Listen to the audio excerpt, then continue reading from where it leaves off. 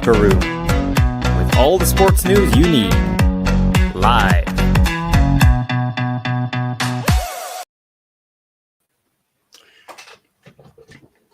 Hello, very good evening to you, and welcome to the Locker Room for another week. It feels as though it's only been 5 days since we've done the show, and yeah, I'm right for a change. So welcome to the show. Of course, you don't need introductions to our very two sexy presenters on Indie Live Radio and Independence Live, and that's all about me. And Graham as well. I forgot about Graham. And we're here until 7 o'clock tonight. Just do a bit of housekeeping rules. As you say, back in the day when you went to events, I'm going to go off on the tangent here, like Graham, because during lockdown, right, I was going a few kind of events on Zoom. I was actually hosting some events, right. And back in the day, when you go to events and they say, well, if you make the toilets are if you go out and on your left hand side, right? Well, I kind of make a joke sometimes when I've done the kind of Zoom events. Not that I do them very often now, but I used to say, I don't need to tell you where the toilets are, because if I know where your toilets are, I'll phone the police, right? In some events, I go to, some people laugh. In other events, I say that and people don't laugh, right? And see, when people don't laugh, you're like that. Okay, moving on swiftly then, and you're trying to, and then you can tell if the audience are going to be lively or quiet or, serious, be like BBC Radio 4 and all that, but anyway, I don't know why I went into that wee fit there, but I'm okay now, Graham. Thanks for asking. So will we begin the show again? No, okay. So yeah, you're listening to the Locker Room, and if you've got any people still watching the show, thanks for putting up with my wee rant there, Graham. And they're away at the toilet on the left. Yeah, yeah. How do you know where the toilets are? Yeah, you can tell me after the show. But here until 7 o'clock. I don't know. Every week I'm going to, before the show, I might do a new feature on the show about Michael's rant of the week or something, and just tell you where the kitchen is in your house and stuff like that. So we're here until 7 o'clock. I know I said that about 3 times, but hey ho, I want to get back on track as soon as possible. You can comment on Facebook Live and YouTube, and I know what you're saying to yourself, Graham. That guy's a tube, and you might be right actually. So we're here until as I say, 7 o'clock. The more and more times I say that, Graham would think we're here until 10 o'clock tonight, but no, it's only 7 o'clock. And it's a big week, Graham, because it's a big week for the Scottish Scotland. They're playing Cyprus tomorrow, and we've got a show tomorrow.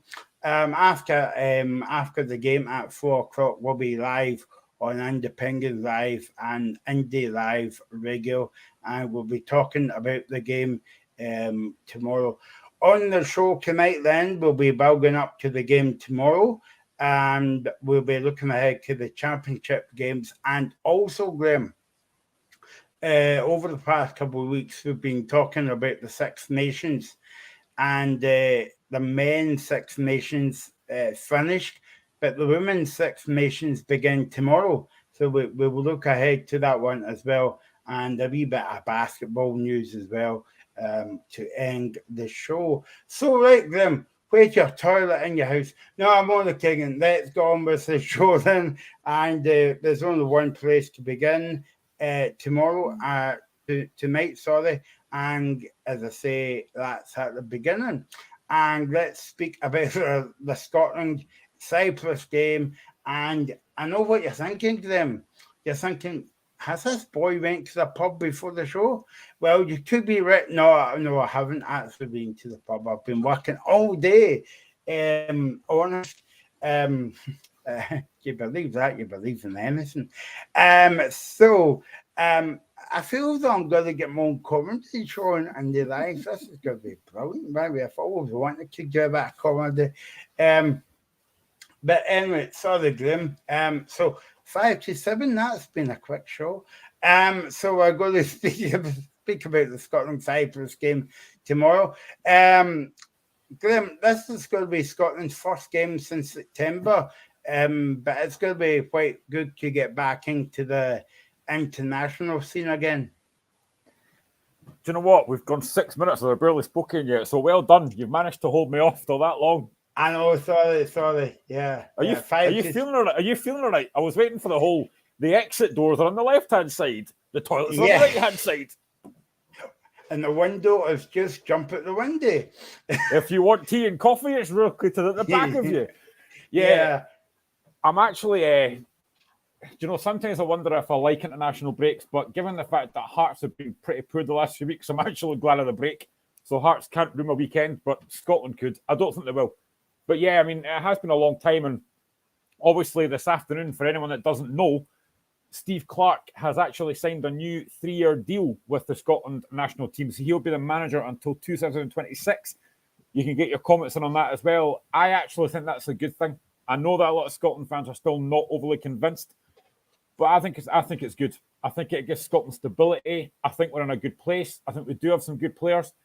The one thing I've always said about the fact that I do worry about a bit, and I said this to James last week as well, is the fact we don't seem to have a lot of quality strikers coming through. Again, you look at the squad, we've only got Lyndon Dykes, Che Adams, Jacob Brown, and there's one more, I think it is. I can't remember who it is, but we don't have a lot of forward options. That's my only concern. But I think Steve Clarke signing that deal is a really good signing. He's done a very good job. Got us to the 2020 Euro finals, which is great. Obviously lost that World Cup playoff to Ukraine, which is disappointing. But I think we've done okay. And in this group we've got now, we play Cyprus, we've got Georgia, we've got Norway, and we've got Spain. Now, the top 2 teams qualify, and I've said this as well. I think for us to qualify, we are probably looking at Norway as nearest challengers. I think Spain will win the group, and I think it's between us and Norway. And the one thing that worries me about Norway is Erling Haaland, because that boy's just frightening. But it's important that Scotland get off to a good start tomorrow against Cyprus. They're 110th in the world. So Scotland have got to be winning that game tomorrow, probably quite comfortably. I've already picked my team for tomorrow, which I'll give you shortly. But it's we've got 2 home games, Cyprus and then Spain on Tuesday. Anything you get from Spain's a bonus. But we've got to win this game tomorrow. Get off the start, get 3 points in the bag, and hopefully that'll set us up for a decent campaign.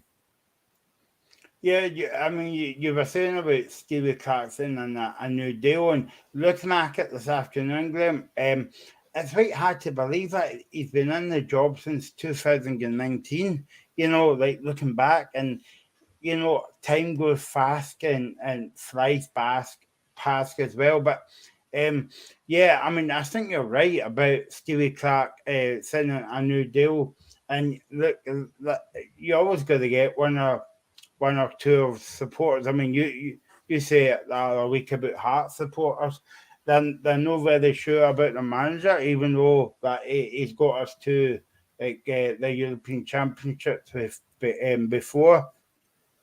But it's always nice so that he's signed that deal to 2026 so that you've got a bit of stable eyes about the squad, and what who the manager's going to be for the next few years. Yeah, absolutely. I mean, I think the players seem to respond to Stevie Clarke. They seem to like him. As I said previously as well, that how many managers have you seen in the past that when players turn up for international duty, a lot of them pull out because they just can't be bothered? You're not really getting that with the Scotland squad. Everybody wants to be there. And I think it's great. And I think now it gives us that bit of stability going forward. We know that who's the man in charge. And I think there's every chance that he'll get us to another Euro tournament or a World Cup. I do believe that he can do that. I know at times I think he maybe can be stubborn, a bit like Robbie Nielsen. He tends to play the same formation, maybe a bit too loyal to some of the players. But I think he's done a very good job. I mean, I don't think there's a lot of managers that could have done better. And the thing is, if you don't sign Steve Clarke in a longer-term deal, who do you get in? The Scotland manager's job, any national job is very difficult because you don't see the players that much. It's not like normal club manager where you see players every day. It's much more difficult when you're an international manager. And he's done a very good job. And I think tomorrow, I don't know what the crowd will like tomorrow. Hopefully it'll be a sellout. I'm not sure. But, I mean, I just think it is a good thing. I wasn't surprised when the news came through today that he signed that deal. I was probably surprised at the timing of it, just before the games. But fair enough, it's good to have that stability. But yeah, I think it's a good thing. But, football fans are fickle. We lose tomorrow against Cyprus, which we shouldn't. There'll be fans saying, he's got to go. Why did he sign that new deal? But that's just what football fans are like. But I don't think we'll lose tomorrow. I'm confident we'll beat Cyprus.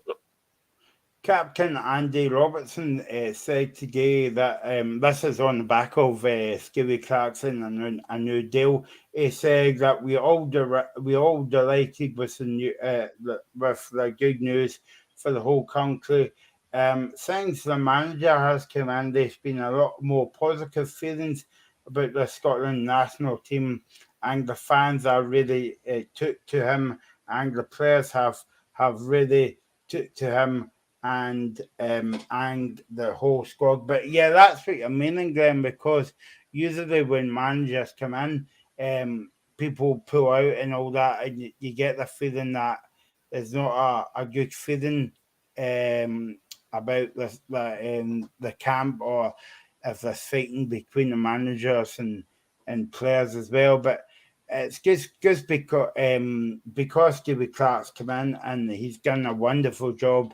Was the players that he's got through, that seems to be getting a bit of a tune out of them as well. Yeah, he is, and you can see what it meant to them to qualify for those Euros. I mean, the fans were delighted, the players were delighted. As I said, disappointed we didn't qualify for the World Cup. That defeat against Ukraine, we were very poor that day, don't get me wrong. But, I mean, Andy Robertson and the Scotland players are not going to say they don't want Clarke to sign a new deal. They're obviously going to be delighted, and I think, but you can see it in the performances. I think a lot of these players want to be there. They want to play for Scotland. I mean, you've now got Angus Gunn, who's basically changed his allegiance. I personally don't start him tomorrow. I'm starting Zander Clarke, and that's not because I'm a Hearts fan. I just think Zander Clarke's a very good goalkeeper, and I think he deserves to play. I won't be playing Liam Kelly, so Zander Clarke for me should start tomorrow. But I think Scotland's in a really good place just now. I really do believe that, not just football, but rugby as well. Finishing third in that Six Nations, I think Scotland are in a very good place now in pretty much most sports. And I think Steve Clarke's given us a lot of encouragement. And these players, as I say, want to play for Scotland. He's got the best out of other players as well. And he's obviously managed to find the solution between how do we play Kieran Tierney and Andy Robertson in the same team. He's solved that issue. But yeah, I think we're in a very good place. Tomorrow, my team tomorrow, now he does seem to like this 3-4-2-1. So my team tomorrow is Zander Clarke in goal. The back three of Kieran Tierney, Jack Henry and Liam Cooper, Andy Robertson, Callum McGregor, Billy Gilmore and Nathan Patterson. Then in front of them, I'm playing John McGuinness, Stuart Armstrong. And up front, I'm going for Che Adams. So that's my team tomorrow, 3-4-2-1, and I'm going with Adams up front. Now, that won't be the team. I think some of them might be. But I think there's every chance that Steve Clarke will maybe start with Lyndon Dykes up front. Potentially, he could start both of them, because you are only playing Cyprus. No disrespect to Cyprus, but you're at home. It's a game you should be winning. But he tends to like this 3-4-2-1. So I wouldn't be surprised if he plays that formation again. But that's the team that I'd be going for tomorrow.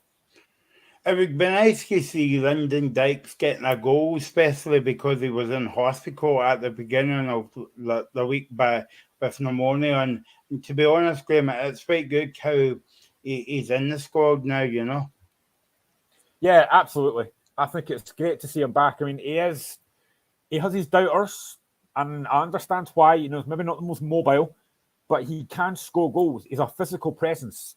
His kind of presence up front means that like Che Adams or Stuart Armstrong or John McGinn can play off him. They can get off his knockdowns. His link-up play is very good. So I think Lyndon Dykes actually does bring quite a lot to that Scotland team. Again, if you look at him, he just looks like a big physical presence, but he is actually a decent footballer. So it's great to see him back in the fold. And, you know, I think tomorrow, if he does play, every chance he could score, but it is great to see him back. And, I mean, I would probably like at some point to see him and Adams play up front together. They've done it before, and it did work. Whether he does it tomorrow, I don't know. I think, for me, he'll go with Adams just because he's quicker, maybe a bit more mobile. So that might be why he goes with Adams. But, I mean, I'm looking at that Scotland squad thinking, well, that midfield, you know, you've got Callum McGregor, who, again, has been outstanding for Celtic, never let Scotland down. Stuart Armstrong, who I know a lot of fans are still not overly sure about, and I could go back to that game against England where he didn't pass the ball when he should have done and Harry Kane scored. But Armstrong's done it okay for Scotland. And again, he's a guy that can get in the box and score goals. So, I mean, we do have a decent midfield there. Defensively, we're fine. Kieran Tierney being back in there. I think we've got a very, very good squad. You've still got players to come back in as well. I mean, Craig Gordon will come back at some point. You've probably got John Souttar to come back as well. You do have players to come back into that. And as well, I noticed, I think it was it yesterday, the day before? You've got Jason Cummins basically slagging off Scotland now that he's with Australia. He's not a miss for Scotland at all. I know we spoke about this before, Graham. I think it was when the Scotland, I think it was back in September actually, about Lyndon Dykes and Shea Adams. I would play Shea Adams behind Lyndon Dykes because, as you were saying, that Lyndon Dykes is not mobile and not the fastest player in the world, whereas Shea Adams can run about all day. And I think that they did play, I think it was one game at Hampden, they played, it must have been back in September or before that anyway, but they did play it before and it didn't kind of work out. But I think it was due to the fact that that was our first game playing together. Yeah, I think Clark Cash tried to play them a couple of times. I think one game actually did work and I thought it looked quite decent. It might have been Denmark, actually, I think, when we won 2-0. And I think Adams scored. And I'm sure it maybe was off a layoff from Dykes, I can't mind. But it can work. It can work, definitely, because you've got that kind of... I'm not saying that it's a big guy, little guy, because, I mean, Adams isn't particularly small, but it does work. I kind of like that, you know, link-up play that they could have. But they need to run a games together to do that. And as I say, that's the thing with international football. You can see each other every week because you're not playing together all the time. It is difficult to get system to work. I think there's every chance it could. And maybe tomorrow is a game to do that because you are playing a team that's 110th in the world. Nobody's expecting Cyprus to get anything tomorrow. I think they'll come. I think they'll be very rigid. I think they'll probably play 5-4-1. They'll try very hard to beat and make it hard to break down. So we need to... I think Scotland have got to move the ball quickly, got to get the ball out wide, get Robertson forward as much as we can. If it's Patterson on the right-hand side, get him forward as well and get balls in that box and let Dykes attack it. Because I think Cyprus will be very, very difficult to beat. But if we can get an early goal, get that first goal, we'll probably win it quite comfortably. So maybe tomorrow is a game that we could play Dykes and Adams together. Certainly don't think he'll do it against Spain. Because against Spain, we're not going to see a lot of the ball. You know, they're probably going to dominate a lot of the ball and probably any chance we do get might be from a set piece, a corner, or a free kick. That might be when you maybe play Lyndon Dykes on his own because he'll maybe give us that presence up front. So, yeah, it's two big games to get off to a decent start. But as I keep saying, as I said earlier on, I think for me, the games against Norway could be make or break because I'd expect us to, I might regret this, but I'd expect us to beat Cyprus twice home and away. I'd expect us to beat Georgia twice home and away. Spain, probably not going to get anything. If we get a point on Tuesday, I'd be delighted with that. Norway games are going to be huge. They're the two that I think could be really crucial because the top two teams, as I say, qualify. They're the games that could be crucial. And the thought of Erling Haaland up against our centre-backs gives me the fear. But we've got a while to wait. We've got a while to wait for that. But the most important thing for me tomorrow, get off to a good start, win the game against Cyprus, go into the Spain full of confidence. And actually, I think having our first two games at Hampden might be a good help. You know, Tuesday night, under the lights at Hampden against Spain could be great. We've had many, many good nights at Hampden Park like that. You know, we beat France, we beat Italy. we've had many good nights. Maybe this could be another one. And it's a bit unusual because when you look at all the, I don't know if you've had a chance to look at all the fixtures, Graham, right? But the last game is at home to Norway, so that could be a crucial game. Just when you were saying about the next round of games, so we've got Spain on Tuesday night, and then I think we play Norway away from home as well. Yeah, that's what I mean. I think these games against Norway are going to be crucial. And Azulino, he's not been on for a while, so good to see him back. He says, hello, gents, hand pink waving. And he says, points on the board early, I would always take 100%. I mean, any points we get are going to be crucial in this campaign. I would love to see us qualify for the Euros again. It would be great. And again, I think was it last week it came out that they're actually extending it. Is it the Euros that I saw? I think they're making it like, is it 40 teams or something? Scotland probably still won't qualify, but no, I mean we've got a great chance in this group. I said when it was drawn, I said this group gives us a great chance to qualify because I genuinely do believe that Scotland have got a very good chance in this group. But it's that those Norway games are going to be crucial. As long as we don't drop points against Cyprus and Georgia, which we shouldn't, but then it is Scotland and it is football, then those Norway games are going to be really important. And having that Norway game away from home, it's going to be so important. But the most important thing at the moment is just get these points on the board early, win that game tomorrow, go into the game with a bit of confidence. And you know what? If Spain have an off night, if we get a free kick or a corner or whatever, maybe we've got a chance. Because this Spanish team is not the Spanish team of old. It's not the Spanish team of like Xavi and Iniesta and that kind of lot. It's a very different Spanish team. They are still a good team, but they're not the kind of all-conquering Spanish team that we know. So maybe Scotland do have a chance. Well, you mentioned about Callum McGregor, Graham. I didn't realise tomorrow if he gets a game, but I presume he will be, he won his 50th cap for Scotland. How crucial has he been to Scotland over the years? I think he's been fantastic. Again, it's always this thing about, and the same with Celtic as well, when Scott Brown kind of left, it was always going to be hard for McGregor to take on the mantle at Celtic. You know, you're trying to live up to that captaincy, and at Celtic, he's done an absolutely incredible job. And I think when McGregor's not there, you maybe notice it a bit more than when he's just such a quality footballer. And he's the same for Scotland. When he's not there, you notice it more. He's one of these guys that he always demands the ball, and he demands, I suppose it's been at Celtic, he demands perfection, but he always wants the ball. And that's something that I quite like about having a midfielder like that. Someone that never hides. He's always there for his teammates, always available for a pass. And McGregor does that. And he's been great for Scotland. He's been absolutely fantastic for Scotland. But then, so I've got a few players. John McGinn has been sensational. You know, look at the goals that he scores. Wouldn't be surprised if he scores again tomorrow. But that Scotland midfield, I've said this before, is one of the strong we've had for a long, long time. We've got such quality in there. I mean, I mentioned his name earlier on that I would start tomorrow. I would start Billy Gilmore because I'm a massive Billy Gilmore fan. And this is a game that he could really dominate because, again, like Spain will have on Tuesday, they'll probably dominate possession. I think tomorrow that's a game that Scotland will have a lot of possession. And I think Billy Gilmore, Callum McGregor are two of the guys that can create chances for us.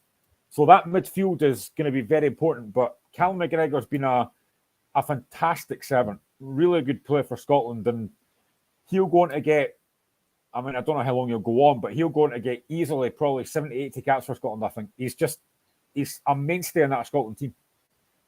You mentioned Billy Gilmore there. I would like to see him getting a run of games, Glenn, because he's not really had a run of games. Did he get injured against England in the Euros? I can't remember, at Wembley. But nevertheless, I would like to see him getting a run of games in the team because, I think he's a good player. He is. I mean, he wasn't getting much of a look in at Norwich. He's on loan at Brighton just now, and he is playing a few games for them. He's just got something about him. You know, he's a special talent. But like you said, he needs to be playing games, and I think tomorrow is a perfect chance for that. You know, he's going to have a lot of the ball. like Callum McGregor. And he's one of these guys that when he gets the ball, he always tries to look for that forward pass. At times you see midfielders that all they want to do is like not give away the ball and not try anything. Billy Gilmore doesn't do that. Neither does McGregor. They want to try and play on the front foot and try and create something. I'd like to see Gilmore getting more games. You know, I'd like to see him really probably get a run against for Brighton first, because if he gets that, then fantastic. I mean, he wasn't really getting much of a chance at Chelsea. He had a few decent games. He had a game against Liverpool in a League Cup game a few years ago that he dominated, and everybody was talking about Gilmore after that game because he dominated the game. He's just such a quality player, but he just needs more game time. He's still only young. You know, he's still... Actually, I just want to check how old he is because I can't actually mind. He's only 21. So he's got a long, long future ahead of him. And if he can just get more game time, I think you'll see just what a talent he is.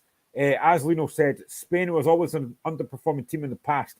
Decades of amazing teams on paper, but got nowhere near that to that incredible winning team. Yeah, 100%. You know, had guys like Fernando Torres up front, and as I said, Xavi, Iniesta, Busquets, who's still playing, but they're not the team they were. You know, they're not the team that they once were. They are still a decent side, but they're not the all-conquering side that we're used to. That's why I think Scotland might have a chance, but maybe very slim. I think how important, obviously the fans are very important, Glenn, but how important will they play a part in Tuesday night? Because I think the two games are sellouts. Yeah, I think they could be absolutely massive. Having such a massive home crowd is going to be huge. And as I say, Hampden Park on a Tuesday night under the floodlights, it can be very special. There's been many, many good Scotland games under the lights on a Tuesday, Wednesday night. What I'm hoping for is it'll be pouring a rain. It'll be a horrible night. Spain won't fancy it, and Scotland will be up for it. And they'll put. I think the thing you've got to do when you're playing against teams like this, Spain, Italy, England, whoever you're playing against, you've got to make sure you win your battles. You've got to make sure that first tackle, they know they're in a game and they're not going to get it easy. And that's what Scotland have got to do on Tuesday. But the fans can play a massive part. And I think if Scotland can, well, I think tomorrow will be a massive part in that as well, because if Scotland don't get a good result tomorrow, the fans will probably be very frustrated going into Tuesday. If we win tomorrow, now I know Aslino's right, just win the game. But I'd like Scotland to turn in a good performance tomorrow, like win 3 or 4-0, swashbuckling performance, and then go into that Spain game with a bit of confidence. But it's going to be so important. I mean, if Scotland, I don't know how likely this is, but if Scotland were to come out of these two games with 6 points, what a massive chance that would be. We'd top the group already, having beaten Spain. What a massive opportunity you've got. And I just think it would be a huge opportunity for us. I would take 4 points now, Glenn. Yeah, I would. If somebody said to me now, you're guaranteed 4 points in these two games, I'd bite the hand off for it. 4 points out of that, I'd be delighted with that. As Lino says, ideally, squally conditions, windy, cold, jaggy rain, and we win by out fighting. Yeah, I'd agree with that. I want to see if Spain are going to be up for this, because they've not played in Scotland for a long, long time. I want to see if they're up for the battle. And if Scotland can out-battle Spain, we've got a massive chance. And I'll take a deflected goal of somebody's butt. I'll take that quite comfortably. But yeah, I would quite happily take 4 points out of 6 right now to put us in a very good position. Yeah, and as you say, Graham, I mean, it's weird of international football. One game, but you're away, and the next one we're at home. But you must take advantage of the two games being at home. Yeah, absolutely. I'm just trying to look at the. Hang on, give me 2 seconds. So, Norway actually kick off against Spain tomorrow. So already a massive chance for us to go 3 points clear of them. And then they play Georgia away. So actually Norway have got 2 away games to start. And then they play Scotland at home and then Cyprus at home. That's why I think we've got to take advantage of this. Get 3 points tomorrow on the board. I wouldn't have thought Norway will beat Spain, but again, you just never know. But let's get a decent position tomorrow. Let's win that game tomorrow first and then focus on Tuesday. But tomorrow's the most important one. As I said, I'll give them my team already. As Vazzolino or any other Scotland fans are watching this, give us what your team would be tomorrow and see if it agrees with mine. I'll give you mine again later on, but it's a massive, massive game. But again, I know when the squad came out, I did wonder if Shankland might be in it and if Nisbet might be in it. They're not. I maybe understand why Nisbet and Shankland aren't in it, because they've not played a lot of football recently. Shankland's only just back from injury. I know Nisbet is as well. But that's the only concern that I've got with Scotland just now, is we don't have a lot of, or any real quality striker coming through that's Scottish. And that's always been a concern for me, because you're only going in with, and again, James made a good point last week as well. Probably the first of many. Sorry, James, if you're watching this. But we don't know how good we don't know how Jacob Brown is, because we've not seen him play. You know, I don't watch a lot of Championship football. We don't know how good this guy is, but he's not playing. He's not starting games for Scotland. So is he ready to start? I don't know. So this is where I'm at. I just don't think that Scotland have got a quality striker coming through, and that's a little bit of a concern for me. You know, is there anybody coming through at lower league that could maybe make the step up? I don't know. And that's my worry, because if, and I hope this doesn't happen, but let's just say tomorrow, Dykes and Adams get injured. Who have we got? We've got nothing else coming through, and that's a big worry for me. I think I made this point before to David Ferguson in the Euro shows, I think it was about, and that was exactly my point, Graham, about if one or two players get injured, who we got coming through the youths. We haven't got really anybody coming through the youth. Maybe a few people down in the Championship in England, no disrespect, but we wouldn't have heard of them. But I mean, who have we got coming through? And the answer is zilch. I can't remember, so I apologise, but I'm sure it was 2 weeks ago. Somebody put on Twitter about the amount of young players that are getting played at certain clubs. There wasn't very many. There was very, very few. You know, Celtic and Rangers don't tend to play young players. Hearts certainly don't play young players. You know, we played Celtic a couple of weeks ago. I don't know if it was one at Tynecastle, Celtic Park, but we didn't even fill the bench. We only had 7 subs. We could have easily filled that with having 2 young players on the bench. We just don't bring young players through. And there's a couple of decent young players at Hearts. Bobby McClucky's a very good player. But again, he doesn't get a chance. So I think for me, the thing with the Premier League, which I understand at times, but I think because of the money involved and the fact that teams are worried about relegation, teams are looking to try and get European football, they don't want to blood young players. And that is not a good thing. You know, I think the B team that's going on just now, again, I don't know if that's really working. Now, again, I was on a podcast a couple of weeks ago with somebody else, and we were talking about this, and I basically said that when I was growing up, like I think it's maybe the late 80s, early 90s, there was a reserve league.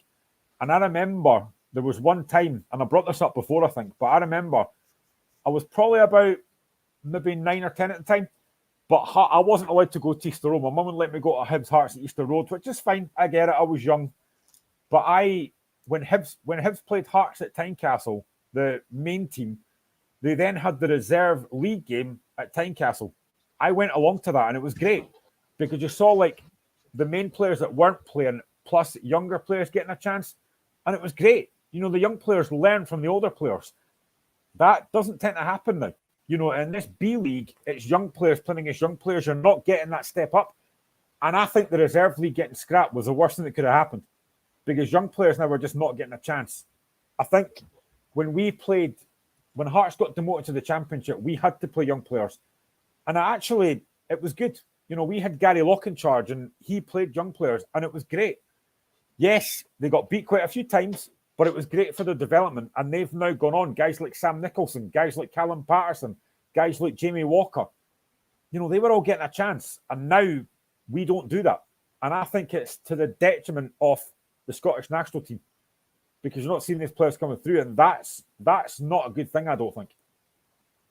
I think the last Scottish player actually made a name for himself is Kieran Tierney, and it's quite sad that he's not really getting a game for Arsenal, but that's on the player kind of like comes to mind. Yesterday, the Scotland assistant manager John Carver said that the Celtic midfielder, Celtic captain Callum McGregor is a coach on the park, right?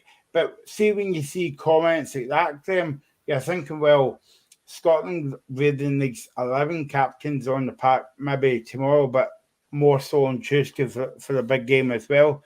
But it also says to me as though that he's learned of the best in terms of Scott Brown, that he's moved away, Scott Brown. By the way, it was weird watching Scott Brown the other week with hair. As well, I thought it was a different person. I was watching an interview with, but it was good to see Scott Brown back up in Scotland.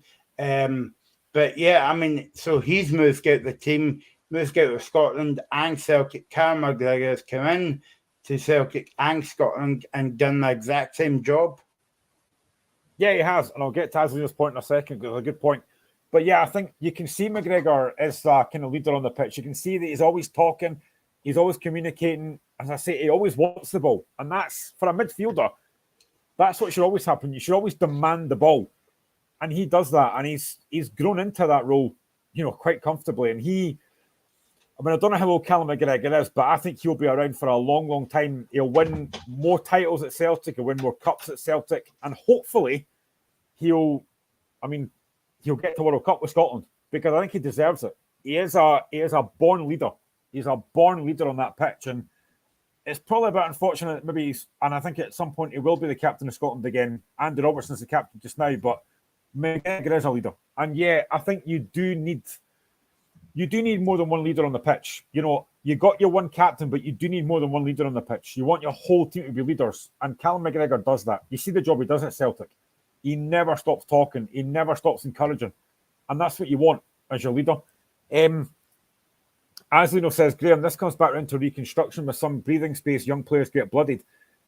I've said this for a long, long time. Now, the SFA, in their infinite wisdom, decided that when they demoted Hearts and Partick Thistle and all that lot, that they had the chance then to reconstruct the league, make it a bigger league, make it an 18-team league, which I still think they should do. And I think if you do that, then maybe more young players do get a chance. But again, it's the SFA who are not fit for purpose, so that didn't happen. But I mean, even if you look at the under 21s in the Scotland team, is there nobody in that under 21 team that could potentially come through in terms of striking roles? Because we've got very little.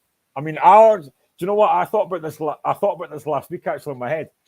I wouldn't be surprised because he's scoring goals for United again. I wouldn't be surprised at some point if Stephen Fletcher comes back to Scotland. I mean, he's about 50, but I wouldn't be surprised if Steve Clark says, "Oi, you want to come back in, mate? We're struggling here for numbers."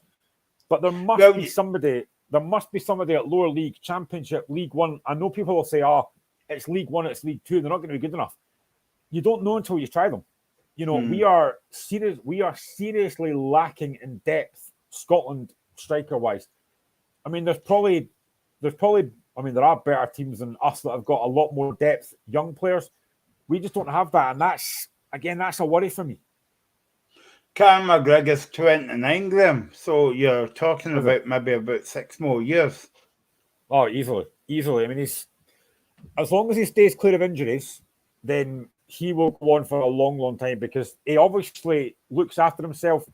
He's very rarely not fit. I know he got taken off in one of the European games for Celtic and he missed a few games. But, I mean, I did say that Celtic squad is that strong. He maybe wasn't missed, but he's such a quality player. When he's on that pitch, he's a born leader and, 29 is no age at all. As long as he keeps himself fit, he'll go on for as long as he wants. What about you mentioned Angus Gunn? I don't think he'll if he was going to get on a half maybe tomorrow, but very much doubt it. I think he's just there for that experience, could go out with their team to warm up before the game and hearing the fans and all that. But I don't think he'll get a game, but good experience for the boy tomorrow and Tuesday night. I wouldn't be surprised if Steve Clark did play him. Now, again, goalkeeper's going. He's only 27, so he's still quite a young goalkeeper. He's done okay for Norwich. I think he's Brian Gunn's son, isn't he? Angus Gunn. Yeah. But I genuinely wouldn't be surprised if Steve Clark does play him. I hope he doesn't, because I want to see Xander Clark get a chance. But whoever plays, I'll back them. Whether it's him, whether it's Xander Clark, whether it's Liam Kelly, I'll back whoever it is. But I don't think that Steve Clark is going to basically have Angus Gunn change his mind to then not play him. So I've got a sneaky feeling in my head that he might start him. Now, I don't know how that will go down with Scotland fans. I've got no idea. We'll find out tomorrow. But if he plays tomorrow and he plays well, has a clean sheet, which, again, it's Cyprus. I'm not expecting to be overly busy. But as long as he does his job tomorrow, then I've no problem with that. I've got absolutely no issue with that. But in my head, I've just got this sneaky feeling that Steve Clark might play him. But again, I don't know. I mean, the thing is, as well, you're looking at like Xander Clark and Liam Kelly and Angus Gunn. How are the defenders going to feel about that? Because they're playing with guys that they've not really played with before for Scotland level. Are they going to have that trust in them? Are they going to have that confidence in them? I'm sure they'll have been training all week, on set pieces and stuff. So it's going to be interesting. Again, I don't think Scotland, I hope they don't. I don't think Scotland will be tested too much tomorrow. I think the Spain game, they will be. So this will be interesting. I don't think it should matter who plays in goal for Scotland tomorrow. I think me or you could play goal for Scotland tomorrow and should be all right. But that Spain game might be different. I think that Spain game might be more different. Question for you and people that's watching. When was Stevie Clark's first ever game as Scotland manager? So I'll repeat the question again. Who was Stevie Clark's first Scotland game against? And I'll give you a wee hint. I was at home. But there you go. That's what you're getting. Yeah. I've got a feeling it was a friendly, but I can't remember who it was against. No, it wasn't a friendly. No, it was a qualifying game. But if you know, please comment in the comments box by YouTube or Facebook as well. So Scotland game tomorrow against Cyprus, and we're on air, Graham, at 4:00 after the game. I'm looking forward to the show, hopefully with a win. Yeah, I think we will. I've got very much confidence that we will win tomorrow. I do, as I say, I think it should be an easy game, but I do expect Cyprus to come tomorrow, defend very deep, try and be hard to break down, and it's up to Scotland to start the game with a quick tempo, get the fans on side, because I don't know what if we don't score in the first 10, 15 minutes, then the fans might get frustrated, as fans do. But I do think Scotland will win tomorrow, and I'm going to go 3-0 to Scotland tomorrow, and I'm going to go through my team again for anyone that hasn't been listening, and if you haven't been, why not? 100 lines, I should be listening. So my team tomorrow is 3-4-2-1. I'm going Xander Clark in goal. Back three of Kieran Tierney, Jack Henry, and Liam Cooper. I'm going Andy Robertson, Callum McGregor, Billy Gilmore, Nathan Patterson. I'm then going John McGinnon, Stuart Armstrong, and up front, I'm going with Che Adams. That's my team tomorrow. As Lino said, when did Scotland last have world-class strikers? The 80s and early 90s, maybe? McCoist, Johnston, Jury. Are they world-class? Dalglish, Law. What would you even do for a McAvenny right now? To be honest, what I would do for a Lee Griffiths right now, and that's how bad it is that I'd want him back. Yeah, we always seem to talk about Lee Griffiths when it comes to the kind of games. But imagine, if he was still playing for Scotland, how many goals he would have scored. But you could imagine all day. A bit like John Lennon. Graham, any answers yet? No, nothing yet. I'm going to keep this going as much as I can. So if you've got an answer, I'm in the comments. Let us know. You can also tweet us at the Locker Room Indie. Give me another clue. Another clue.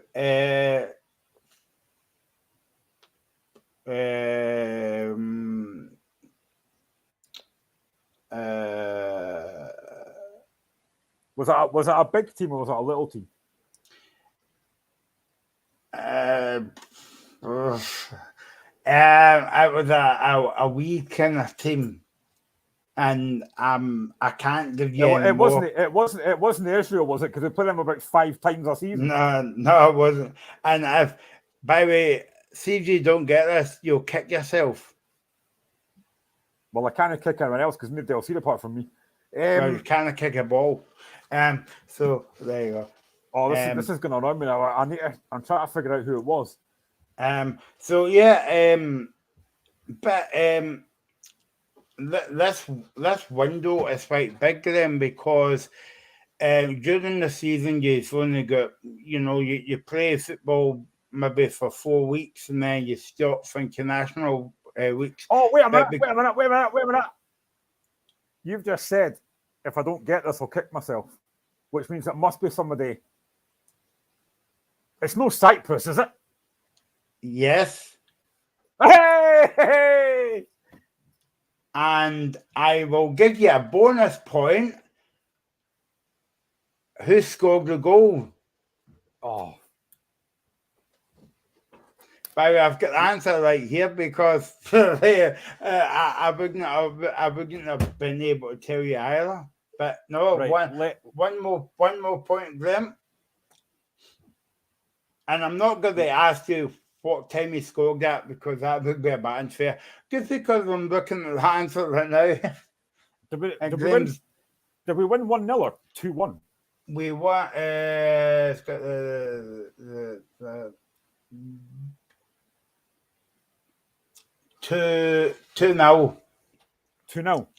Yeah. I wonder, did John McGinn score one of them? Because he always scores. Nope. What year was it? That's the thing, right? Because it doesn't give you a year, sheer maths. Oh no, sorry, Graham. 2019. Try to think who was around that time. So basically, it was a season before lockdown, as well. I'm trying to think in my head who was around that time and who might have played up front. Yeah. No, I'm not going to ask that. I'm going to go. I wonder where he went now.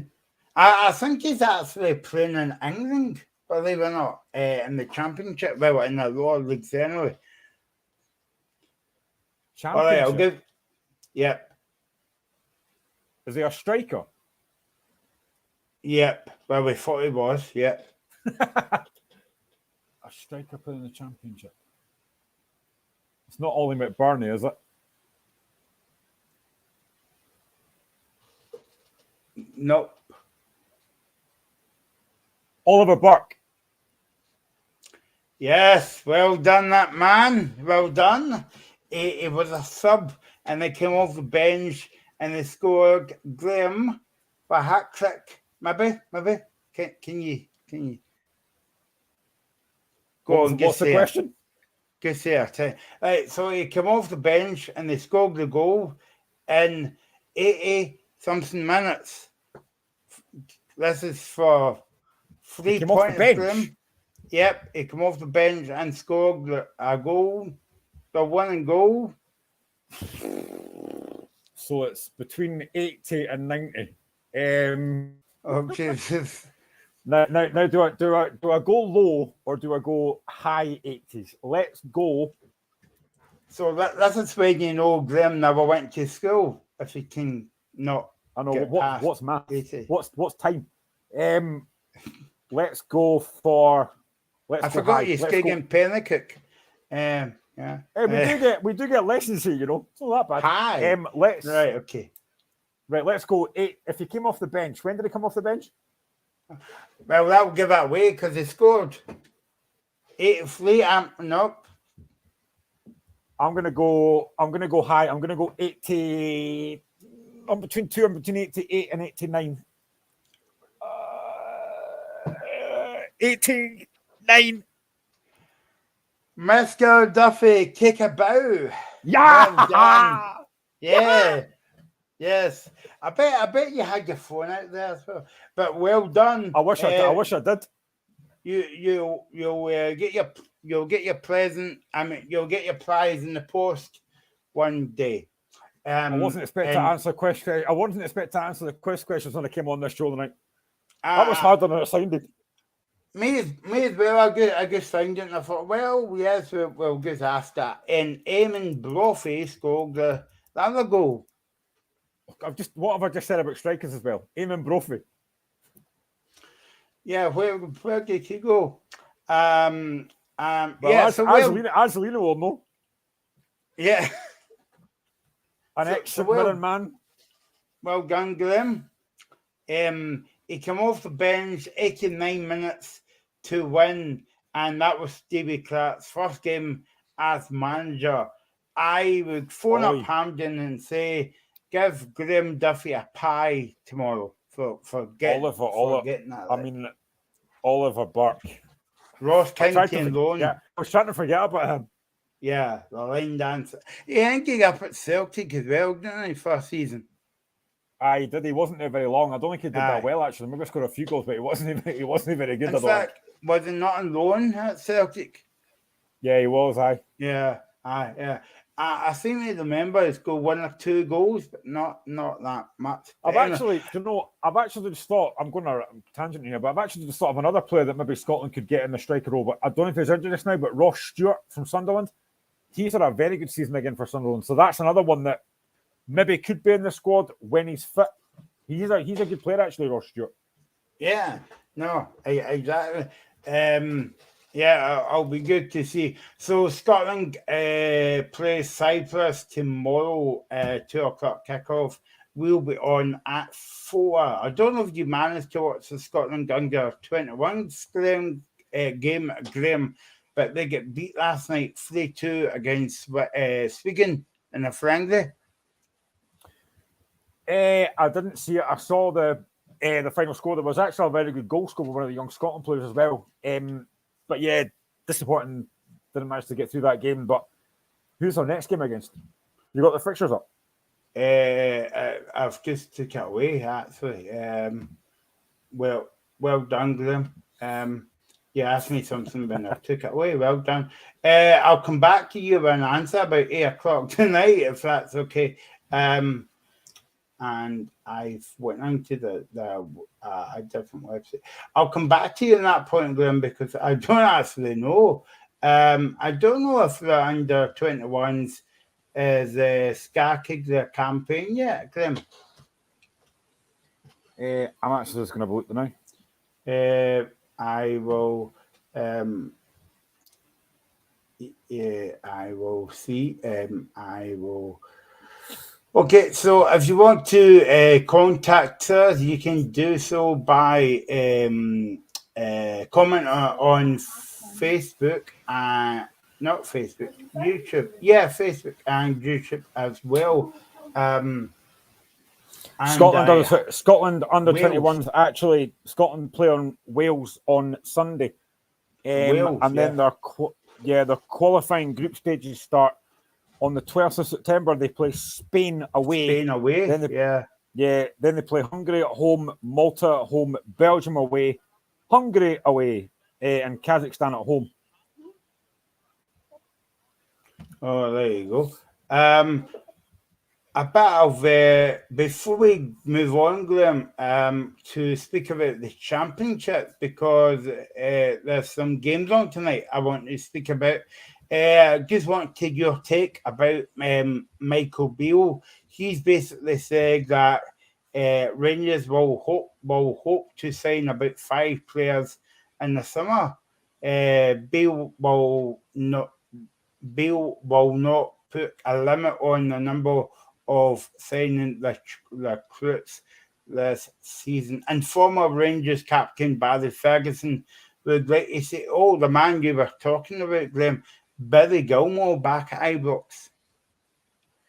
Yeah, I don't know if that's something that Beale might potentially do. I'm not sure. Again, is 5 going to be enough for Rangers to kind of do a bit of a rebuild? Because, as I say, I've said numerous times here, Celtic are miles ahead of everyone else. Rangers, Hearts, Hibs, Aberdeen, they're miles ahead. And you've got to assume that, again, that Celtic will strengthen in the summer. Rangers probably, I'm not surprised they are looking to strengthen, but I would imagine they'll probably lose a few as well. I know there's been a lot of talk about Morelos, who, if he goes, would it be a massive loss? Maybe not.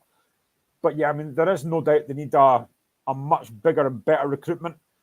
They do have John Suter back now. They've got Raskin coming back. I think Todd Campbell is a very good player, but there's no doubt that Rangers do need to strengthen because, and I think I said this to James last week as well, I don't think you can judge Michael Beale on this season because he came in like halfway through the season.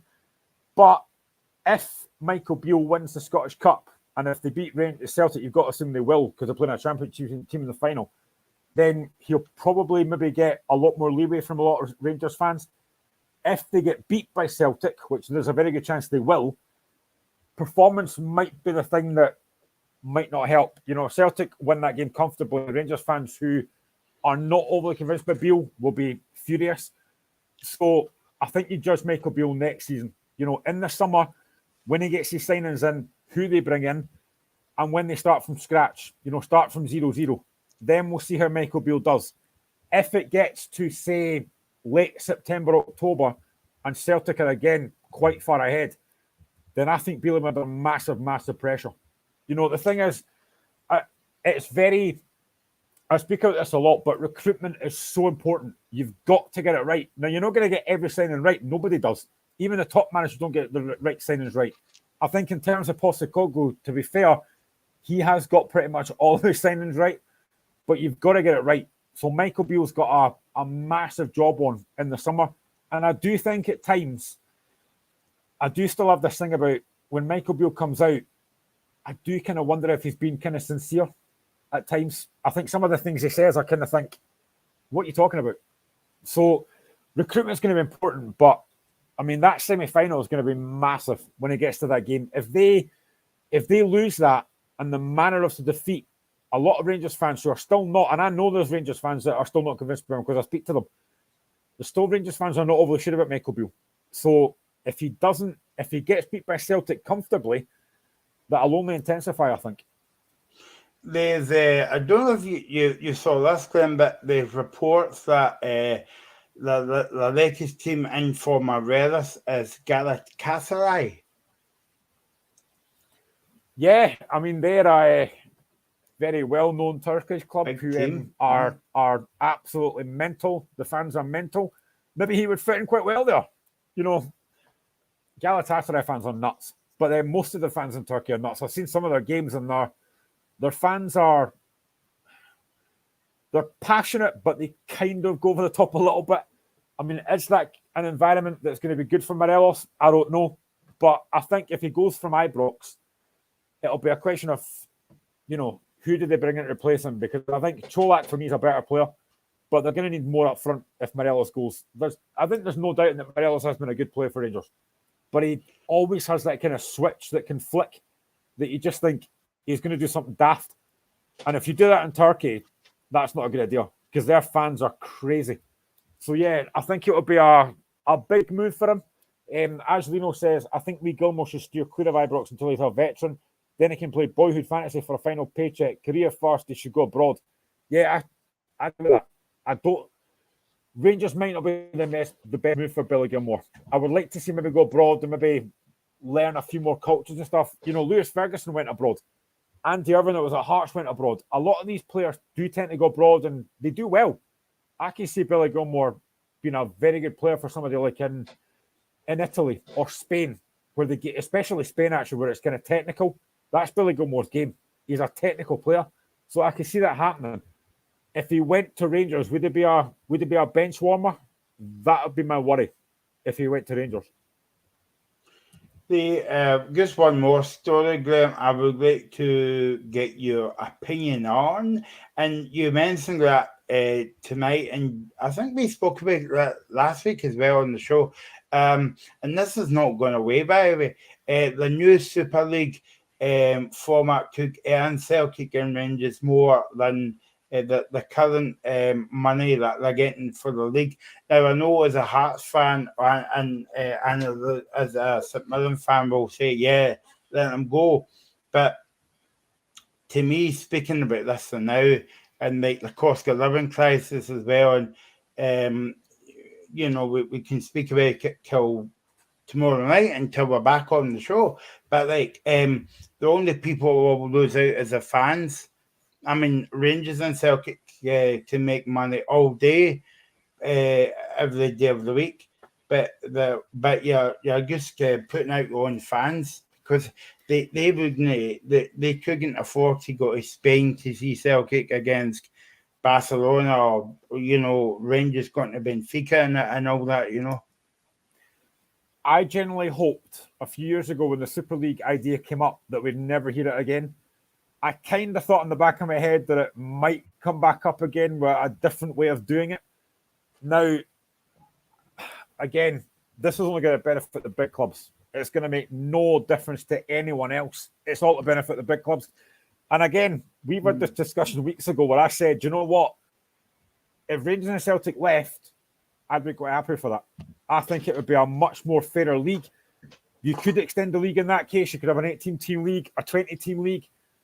And I think the Scottish League, I know a lot of folk might not agree with this, I think the Scottish League would flourish. Now, I know that you've probably got the chance that Sky would pull out if Celtic and Rangers left, but you would still have an Edinburgh derby.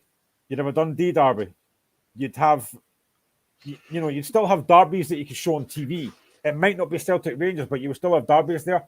And I genuinely think the league will still flourish. I think if Celtic and Rangers go and you've got a 20-team league, you pretty much know that pretty much anyone in that league could then win the league, because it's going to be fair. Now, again, the downside to that people would probably say, but if you win the league, it's tainted because there's no Celtic and Rangers in it. It's tainted already, because Celtic and Rangers, well, certainly Celtic, always win the league. We've had 40-odd years of this. Aberdeen is the last team to win the league. The only other team that's come close to challenging is Hearts. We split the Old Firm a couple of times. Nobody else has ever got near. And I don't think that's going to happen again now. I said this to James last week as well. You look at the league table as it is. At the moment, I think, and I've not got it in front of me, but I think Celtic are 37 points ahead of Hearts in third.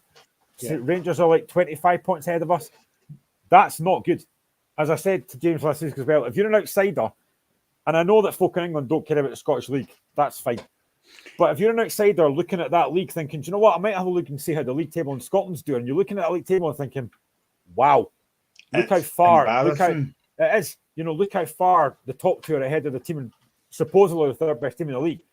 That's not a good look. It's terrible. And I think if Celtic and Rangers leave the league, and this was talked about years and years ago, Celtic and Rangers fans and their board talked about wanting to leave the Scottish League. And at that point, they should have been told, you know what, off you go. See you later. You don't want to be here, that's fine. But I don't think you'll ever get... Now, I know whenever it was when Leicester won the league in England, that was great. That was a fairy tale. But what had to happen for Leicester to win the league is Leicester had no injuries. They were consistent. Man City, Chelsea, Arsenal, Liverpool, Man United were all terrible that season, and Leicester took advantage. That doesn't happen in Scotland. Hearts, Aberdeen, St Mirren, Motherwell are not consistent enough. We'll maybe go 2 or 3 games undefeated and then lose 4 or 5. Celtic and Rangers don't do that. It's never been fair, And me and James had this conversation last week. It's not Celtic and Rangers' fault that they've got more money than everyone else. That's just the way it is. They've got bigger fan bases. They've got better stadiums. They can sign players on £4 or £5 million. Other teams can't do that. So if Celtic and Rangers do leave the league, I wouldn't be against that. And I think the league would flourish. And I think you would see... I think probably... Now, I've said this myself, and I'm going to be honest here. I have said numerous times that I would rather Hearts don't go to Celtic Park and Ibrox, because I know what the outcome's going to be. I would rather say to the league, do you know what? We'll take a 3-0 defeat, because we're going to get hammered anyway. And I hate thinking that. But that's what I go into every game thinking, do you know what? When you play against the Old Firm, just don't get hammered. You look at Celtic, look at Rangers at Easter Road, or when they come to Tynecastle. These games are apparently notoriously difficult. Celtic and Rangers always get told Going to Tynecastle's a hard place to go. Going to Easter Road's a hard place to go. And they turn up and score 3 and 4. That's not hard. That's where I think that I don't know what the answer is. I said this to James last week. I don't know what the answer is. I don't know if it's a cap on salaries or wages, whatever. I don't know what the answer is. But I think the Scottish Premier League has got to do something to make this league more competitive, because it is brutal. I mean, it was months ago that Hibs went to Celtic Park and lost 6-1, and you've got Lee Johnson saying the players should go into the dressing room and say, "What are you doing?" I mean, that's not great. And I just think the Scottish League it has its downsides, it has its upsides, but there's got to be something better, because it's honestly, every time you play against Celtic and Rangers, it's the same thing. You're going to get hammered 4 and 5. Azzolino will know this himself. A few weeks ago, Celtic went to St Mirren Park, and you think this game, Celtic won 5-1 because St Mirren demands it off for the league.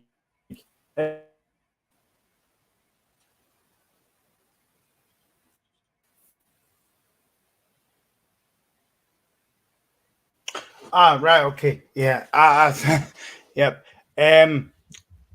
The other thing I was going to say about that, Graham, was before we move on, I know that you said it between first place and third place, but if you take second place and third place, Rangers and Hearts, there's a big gap. There's a big gap then as well, and it's really embarrassing for the other leagues or the other people from other countries, because there's such a there's such a big gulf between second place and third place in the league. To me, if you were asking me at the moment, I think there's actually, and I'm not being funny when I'm saying this, there's actually 3 leagues in the league. If you know what I mean by that. Mm-hmm. There's like, I know. Always, yeah. No, on you go.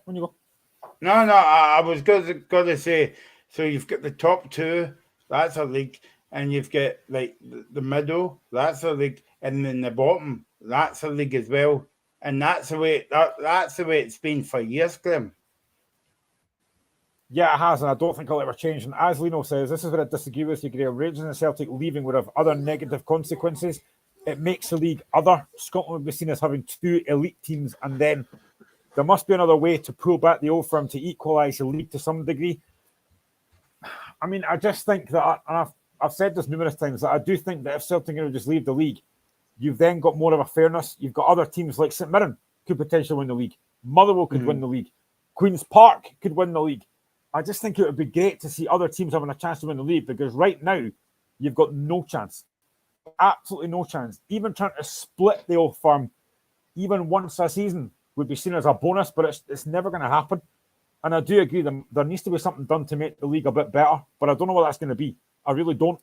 And again, I know we'll get to the Championship in a minute, but again, I've seen a lot of people say, and I've seen a couple of pundits actually, who I won't name, but they've said that if Queen's Park come up, it would be embarrassing. I could not disagree more. I think Queen's Park coming up would be brilliant for the league. Would they win a lot of games? Maybe not. But what a fantastic achievement it would be for them to come up and play at Ibrox, play at Celtic Park, play at Tynecastle. I am fully backing Queen's Park. And I do think, and I've said this before as well, I do think they would give as good as they get. I don't think there is a massive gap between the teams at the lower end of the Premier League and the teams at the top end of that Championship. I think Queen's Park would do absolutely fine. You know, Gretna came up and they weren't great. They maybe weren't outstanding. I mean, they got to a Scottish Cup final, which again, a lot of folks said was ridiculous, but it was all because of one man's money, Brooks Milson. But I think Queen's Park have done things the right way. And I think them coming up would be absolutely fantastic. But I would like to see the league extended. I would like to see an 18-team league, because when you're playing the same team 4 times a season, maybe even 5 or 6, depending on cup draws, it is boring. It does get stale. I mean, no disrespect to these teams, but I don't want to go to Far Park 2 or 3 times a season. It's boring. You want to see different teams in the league. I want to go to grounds I've not been to before, like Queen's Park, like Morton, like Raith Rovers, like whatever. I would like to go to these grounds again. but it just gets stale when you see the same teams every week. And let's be honest, when you play the same teams 4 times a season, it's more than likely that teams are going to start figuring you out and think, do you know what? We know how to play against this team. It's boring. It is honestly getting stale. You mentioned Queen's Park there, so let's talk about the championship. Games on tonight. We'll talk about the big TV game in a wee bit. But Queen's Park is at home. Where are they playing that? They're playing at the I can't remember where they're playing their games this season, Queen's Park. But they're playing they're playing at Oakview. Aye. Oakview, yeah. Arbroath at home. Ayr United at home against Cove Rangers, and of course a big TV game, Inverness against Packet Thistle. That should be a good game, actually. As I always say about every game, and some of them are not good games, but let's not go there. Queen's Packet against Arbroath, Graham. It's another important game for the old Queens if they want to get up this season. Yeah, 100%. And I'm sorry to say that I do like Dick Campbell, but this is a game that I think they're going to get really, really badly beaten here. Queen's Park are a very good side. And actually, I was looking at the leading goal scorer charts earlier on, and what the top scorers are Akinyemi, no surprise. He's got 18 league goals. Next in line is Simon Murray, who is no longer at Queen's Park. He's got 15. So, I mean, Queen's Park are a fantastic side. They do play some really good football. Owen Coyle's done a very good job there, experienced manager. And they're playing against an Arbroath side who their top scorer is Michael McKenna on 5. So that just shows a big gulf in quality. And it is, I mean, it's top against 9th. I don't see anything here other than a comfortable win for Queen's Park. Last week, Arbroath drew with Morton 1-1. Not a great result, didn't really help them in the bottom of the table. Queen's Park, obviously, they beat Inverness by 2-1. So Queen's Park in a rich vein of form, and I just don't see anything other than a Queen's Park win here today. There's only 7 games left. Now, Queen's Park are in a very good position here because they're 4 points off Dundee, who don't play this weekend. So they've got a good chance to stretch that lead. Massive opportunity, and I think they will. I think they'll beat Arbroath comfortably, and I hate saying that because I do like Dick Campbell. I know a lot of folk are not massive fans of him, but I love Dick Campbell. He was great. But I just think today is going to be a step too far. You say football's a funny old game, Graham, but every week that last season, especially you were championing Arbroath to get up in the Premiership, and they missed out in the playoffs. And I mean, this season has been completely the opposite for Arbroath. They're fighting to stay up in the division. Yeah, definitely. And, you know, it's not looking great. Well, at the moment, I think Inverness are fine. Inverness are 7th on 36 points, but Cove are on 26, Arbroath are on 25, and Hamilton on 25. So it's very, very tight at the bottom. As you say, they've got games tonight. There's no games tomorrow, obviously, because of Scotland. But all tonight, yeah. I mean, obviously, Cove Rangers are away to Ayr United. I don't think they'll win that. So you're looking at Arbroath and Cove still being stranded there. Hamilton don't play tonight. And again, Hamilton, we said this last week, Hamilton have had moments in games where they've actually looked all right, but they don't have enough quality going forward. So the battle at the bottom is really tight, as it is at the battle at the top. But I wouldn't like to see Arbroath going down to League One. It would be a massive blow for them, given what they did last season. But sometimes you get seasons like that. You know, last season was such a massive, massive high. Obviously failing to get promotion in the last day against Kilmarnock, but now it's a massive, massive low. And I just think today is going to be such a tough test for them against a rampant Queen's Park side going for that title. I just don't see them getting anything. And in the fact that it's at Oakview, if Queen's Park could sneak a draw, Arbroath could sneak a draw, that'll be a massive boost for them, but I just don't see it. Queen's Park are too strong, they're too good. They're probably going to go 8 points clear tonight.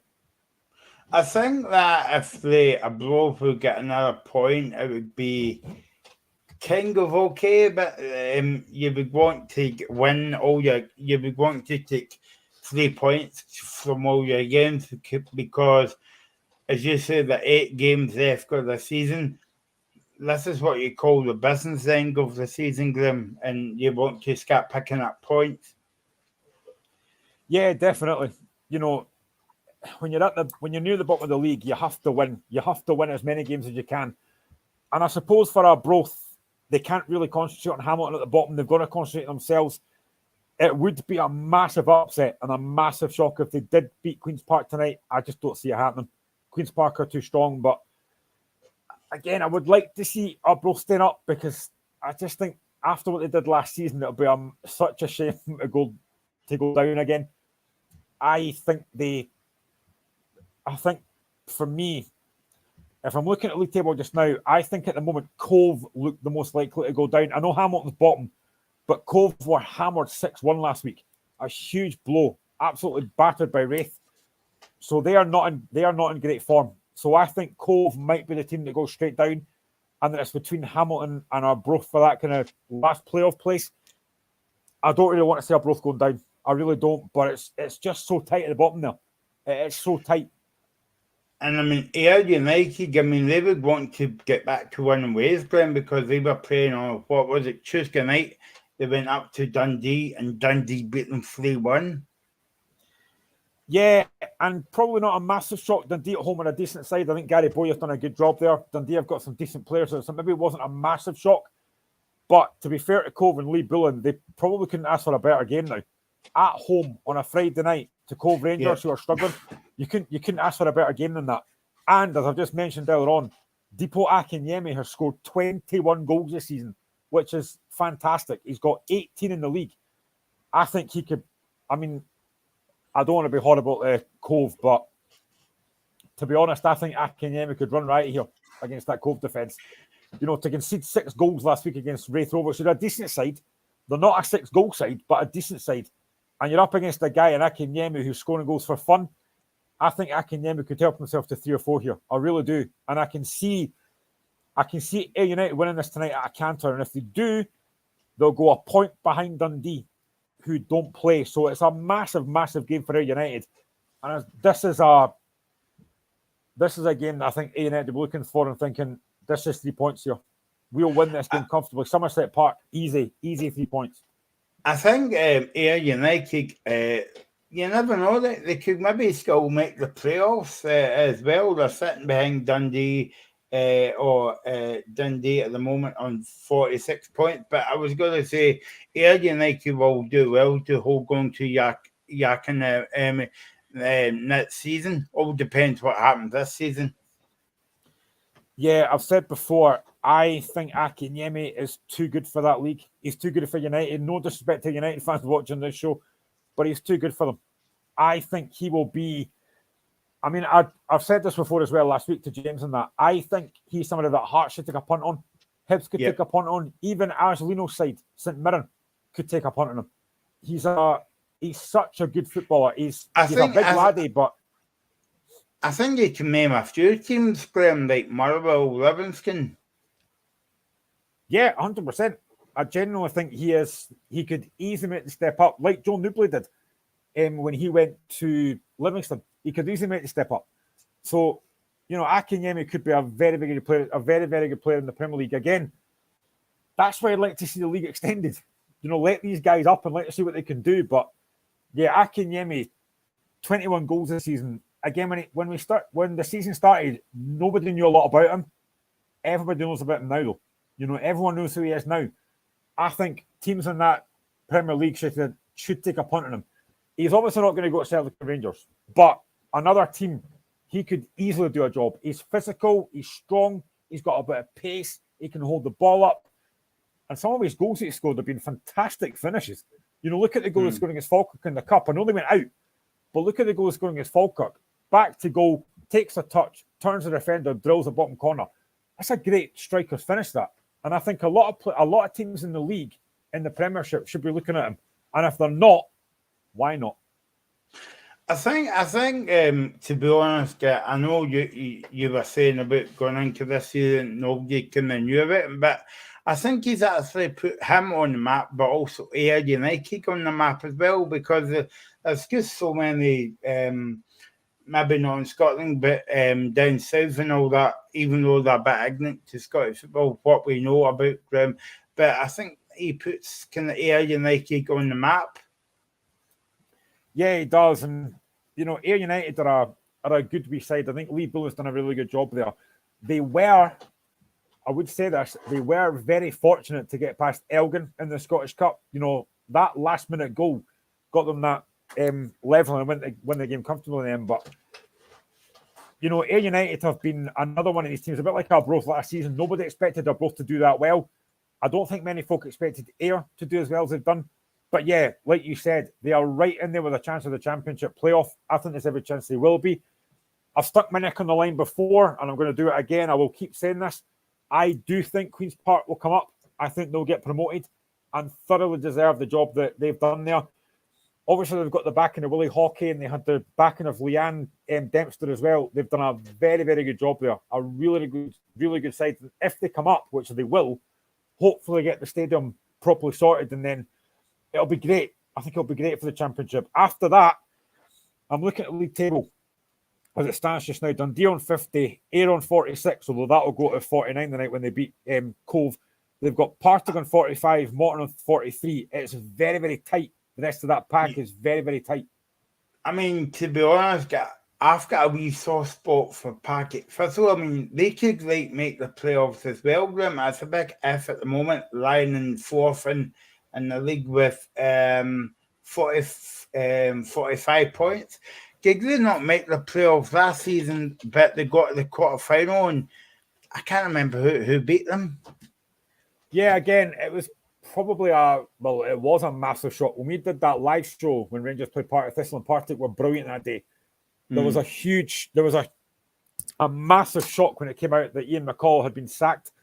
Nobody expected that, but to be fair to Chris Doolan, he stepped up and done a good job. They got a 0-0 draw with Dundee last week. Maybe it wasn't the best of games, but he's done a good job. And again, if he gets Partick Thistle into that playoff, fantastic. And I kind of agree with you actually about Partick Thistle. I've got a little soft spot for them as well. I've been to Maryhill a few times. I remember a few years ago now, my local team, Pennycook, played Partick Thistle in the Scottish Cup. And I went through to that game. And I'll be honest, Partick weren't great that day. I wasn't overly impressed with them. They won 1-0, but Pennycook were the far better team that day. But Partick have got a really good ground there. Fir Hill's a really nice wee ground. Mm-hmm. I think Chris Doolan's done a really good job there. Again, this is why I keep saying I would like to see the league extended and bring Partick Thistle and teams like that into the Premier League.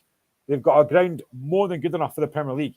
So I think Partick could easily be in the playoff place. And again, as I've said numerous times on the show, and I'll repeat myself again, whoever gets in that playoff, whether it be Dundee, whether it be Ayr, whether it be Partick, I think any of those would fancy themselves against Dundee United or Kilmarnock in the playoff, because there is not much between those teams. And then when you look further down the table, Graham, I mean, this is how tight the Championship is, right? Morton 43, and then Raith Rovers 38. Now, there's not a big difference there at all. So that I know it's a big F, right? But you're talking about six teams all fighting for that playoff spot. This is why I've said that the Championship is one of the best leagues for me, because it is so competitive. It is so tight. Anyone can beat anyone. And it is just so tight. It does make for a great league. I think what you mentioned earlier on is people look down at the Scottish game and think it's not really that great a product. But you look at the Championship and look how tight that table is. It's brilliant. Yep. And there's so many teams that could potentially come up, and I think they'd be great for the Premier League. And actually, I agree with Azalina's point here as well. The fall of Hamilton has been spectacular, has it not? Painful, to be honest. They are much like my team or any other team in the gravity of Glasgow. St Mirren's advantage is Renfrewshire wide support.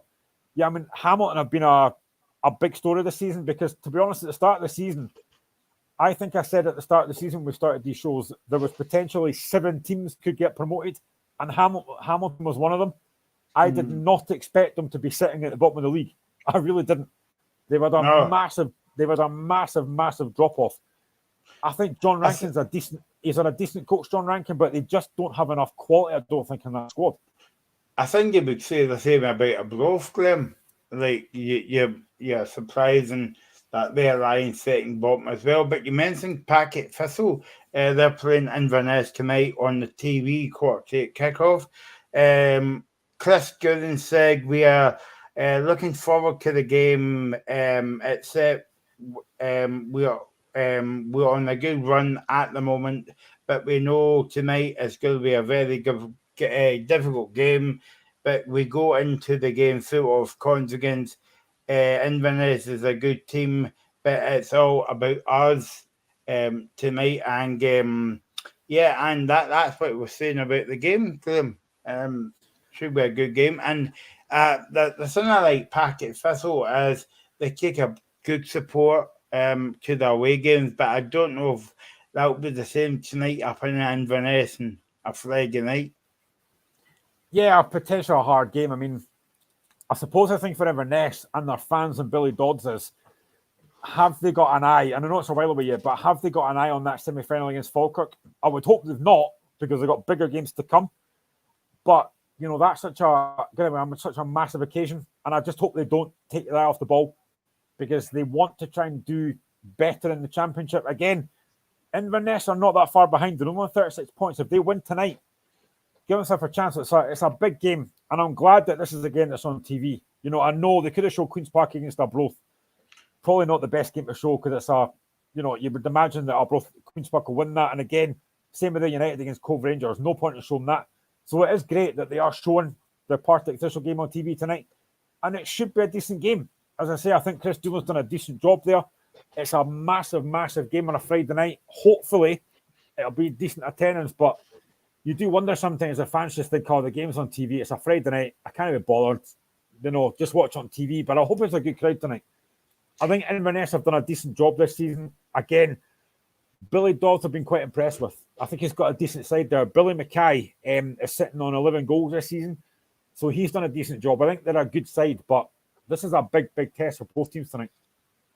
Barry Wilson said yesterday to the media, he said that we know it's, you mentioned about the Cup semi-final. He was speaking about this year, Graham. He says, we know it's a big game in they're fourth in the league at the minute, but we have eight massive games to come and get Cup semi-final coming up, but we need to start winning the games, and that begins tonight. So that really goes back to what you were saying about, even though that they've got a big Cup semi-final coming up, but the other way to look at it is, they've got 8 massive Cup semi-finals coming up. Yeah, they do. Absolutely, they do. It's going to be huge. They need big results, big performances, because they're not out the race for the playoffs yet. And that's, I suppose, what you've got to be looking for if you're Billy Dodds. You've got to be looking to try and, just keep on winning games and try and get in that playoff place, even if it goes down to the last game, but try and keep yourself in there. I think Inverness will fancy themselves in the semi-final, although Falkirk are going to be a very hard game. There is no easy games when you get there, but if you're a championship team playing against a League One side, you're expected to win that game. So that's what I mean. I would like to think that Billy Dawes and Inverness will be very professional and not have the mind on the semi-final, which is a while away yet. But it's understandable if players do start thinking ahead, because it's a huge game.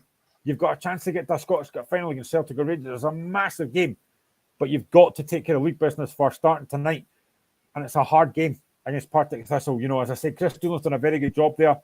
They are, I think, starting to defence it a little bit. They're trying to change the formation a little bit. I think Brian Graham's got 11 goals. Brian Graham's got 11 goals this season, so he's in decent form. But it's a big, big game tonight for both teams. Again, Partick Thistle, we're looking at thinking, well, A United are playing Cove Rangers tonight. You'd expect them to win that game, so we need to try and keep on the coattails of them. So we have to win this game. So it's all about just winning games. Doesn't matter how you do it, just win. But I honestly think this is a tight game to call tonight. I wouldn't be surprised if it's a scoring draw. It's a very hard game to call, though. That when you were talking there, that reminds me, Graham, that I was in Inverness beat Packet Thistle, and I think it was the semi-final in the playoffs last season. They went to Fahal and beat them. So yeah, but yeah, come back to what you were saying there, Graham, about like when we were talking about you would like more teams in the league, and like you're sick of going to Fir Park twice a season and all that, and Aberdeen and all the rest of it. And you mentioned Packet Thistle. Now, I don't ask me why I've got a soft spot for Packet Thistle. It just seems to be a team that everybody loves, but Maryhill, that's a nice wee stadium, and it's easy to get to as well. Like, it's just off the motorway that if you were coming from the other side of the Log Pen and all that, you know, just off the motorway. And Air United, I mean, obviously they would have to come up. They would have to spend millions of pounds on that stadium, same as Morton, to get the stadium up to speed. But I mean, that's why I like watching the Scottish Cup game, because if Air United's on the telly and the games at Somerset Park, you always like that the cameras could go to grounds that like you never see on the telly much, you know. Okay, maybe more this season because it's a championship, you know. But you always like to see teams like that on the TV. Yeah, definitely. I mean, it's actually quite good that obviously there's no big games apart from Scotland now, that we can kind of focus on the championship and that. Because let's be honest, there's a lot of other radio channels that don't really care about the lower league. We try and kind of focus on that as well as much as we can.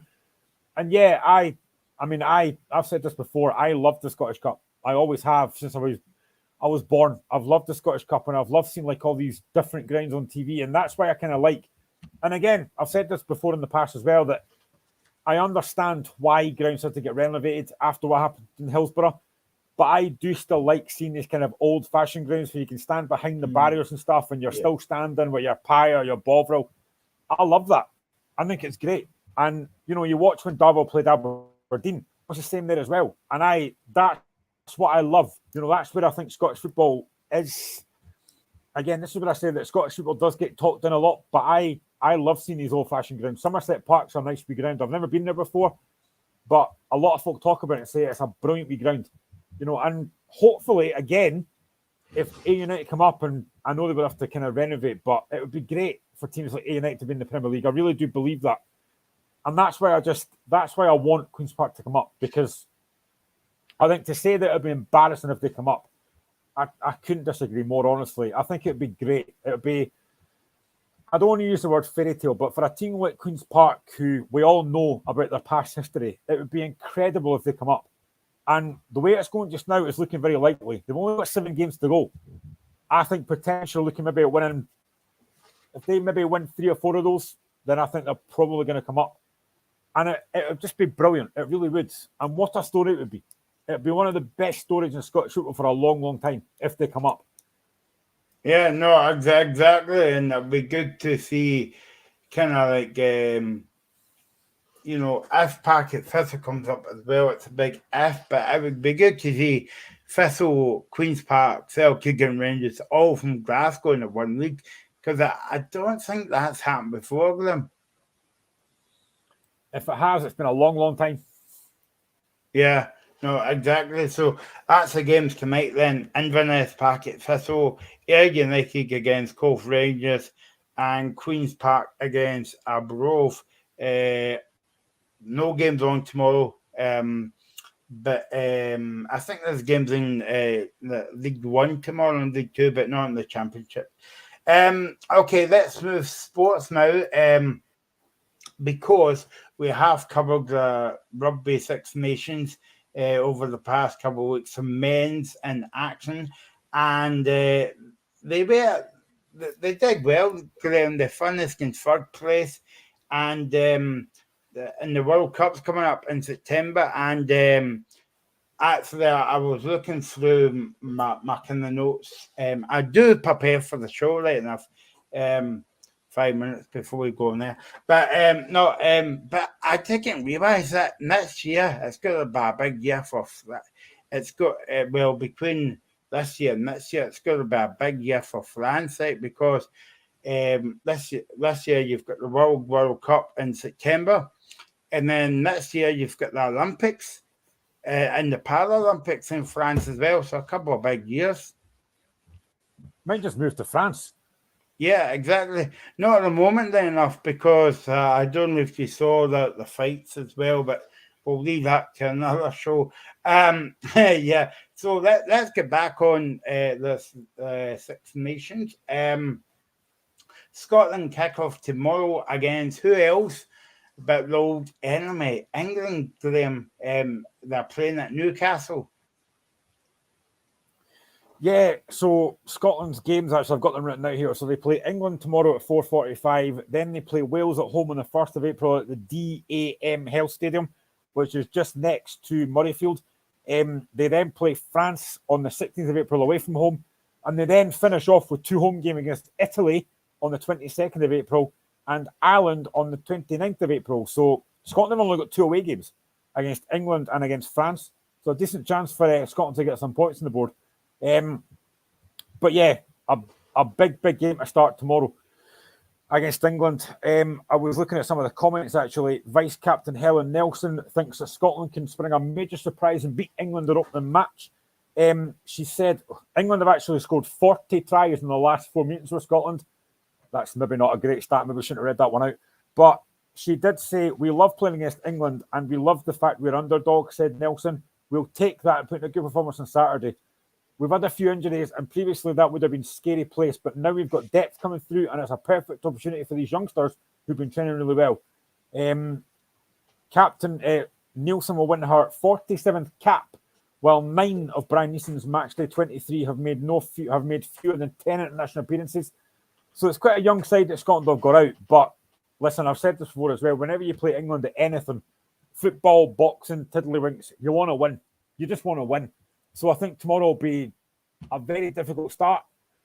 But I think if you're a Scotland woman, all you've got to do is take comfort with what Scotland men did. You know, they went to Twickenham and beat England. No reason why the Scotland women can't do the same thing. But it will be a difficult test. I've just read that stat about England have scored 40 tries against Scotland, so hopefully that doesn't happen tomorrow. I'm actually good thinking that, because obviously we like to cover all sports here on the show, and all the other stations where they just talk about Celtic and Rangers and Rangers and Celtic and Rangers, and it's big ball. So this is why you should be on here every Friday night between 5 and 7. But do you think that when you know that when they used to talk about the home nations in football, like when they have Scotland, England, and Wales and Northern Ireland, and that would be good to see, like when they do that. But also, it would be good to see the women's teams playing against each other after the men, but don't have it at the same time, because you want that sport to kind of like stand out, as it were. And that's the same as the rugby, and I think they're doing it at the right time as well. Yeah, absolutely. I mean, I'm just trying to look at what time the kickoff is tomorrow. It's 4:45, and it's live on BBC Two, BBC iPlayer. So it's actually good that it's getting kind of highlighted. And yeah, you know, the women's game again, I think it is a positive, a massive positive. And I see what you're coming from, actually, maybe having like games at different times. I do get that, but I kind of like the fact that now it's just Scotland women on their own. You know, because most of the focus be on the men, let's be honest. So I kind of like the fact that it is now the Scotland women are on their own tomorrow. Oh, no, that's what I meant. Sorry, Graham. I meant to say, or maybe I said it the wrong way around, but what I meant to say was it would be good to have the women's Six Nations after the men's Six Nations finishes, like a week in between, because if you have it a few weeks in between, people will lose interest, if that's the right word to use. Yeah, totally. And I think the good thing is, because the game kicks off later tomorrow, any Scotland supporters that have been watching the Scotland-Cyprus game can then switch over and watch the Scotland women's game. So that's a good thing as well. Yeah, but I think it is a good thing. And I really hope the women can do well, do themselves proud tomorrow and throughout this tournament. As I say, they do have advantage of the fact they've got 3 home games, which might be a help. But they are kicking off against the defending champions England tomorrow. I was trying to see if I could find the squad tomorrow, actually. Yeah, I've got it here. So the squad, it's Chloe Rowley, Corinne Grant, Emma Orr, Meryl Smith, Francesca McGee, Helen Nelson, Katie Mattison, Leah Bartlett, Lana Skeldon, Christine Belleasley, I think I pronounced that right, Lindsay O'Donnell, Louise McMillan, Rachel Malcolm, Rachel McLachlan, Evie Gallagher. The replacements are Jodie Retty, Anne Young, Elianne Clark, Eva Donaldson, Ailey Sinclair, Marie McDonald, Beth Blacklock, and Liz Musgrove. So that's the squad. I'm just trying to see if I can find any more comments, actually. I'm kind of hearing a few comments on Twitter the last few weeks that women shouldn't play rugby, and that's the same as women shouldn't box. What's your comments about that, Glenn? Because I feel it's a bit unfair. I completely disagree. Women should be able to do exactly the same as what men can do. Why should they be, why should that not be the case? Why shouldn't they be allowed to play rugby?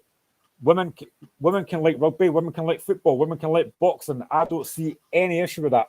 If my stepdaughter, who is 17, and who, by the way, has just passed her driving test today, so well done, Hannah. You won't be watching this. Hey. If she said to me that she wants to go and do boxing coaching, I would have no problem with that. Why shouldn't they be allowed to do that? I don't agree with that at all. Women have been allowed to play whatever they want for years and years, and that's the way it should be. If they enjoy rugby, they want to play it, I don't see any issue with that. I think these people that are on Twitter that are saying that are just very ignorant. It's all about the men, and it shouldn't be. It's equal rights. It's equal. That's what it should be.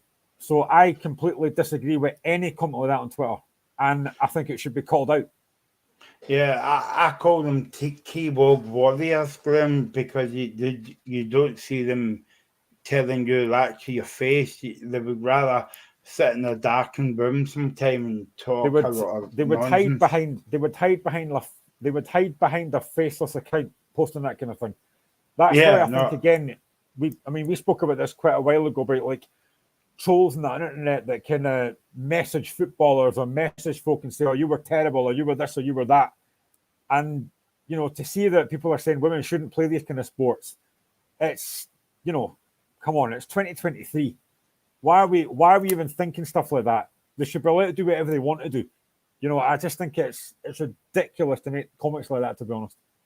I wonder when the last time, maybe this has never happened either, Glenn, but I'm just thinking when was the two international teams playing on the same day, like the Scotland's men's team and the Scotland's rugby women's team. I don't think it's ever happened before. Off the top of my head, I can't remember any, to be honest. Just on that note, and I'm trying to get them on the show as well. Did you watch that documentary a few weeks ago about Zanga Murray? Xander Murray. I didn't watch it, but I heard about it. Yeah. I would watch it if you've got time and whatever. It's on. Well, I was going to say it's on the BBC iPlayer, but there you go. I'm not advertising for them, honest.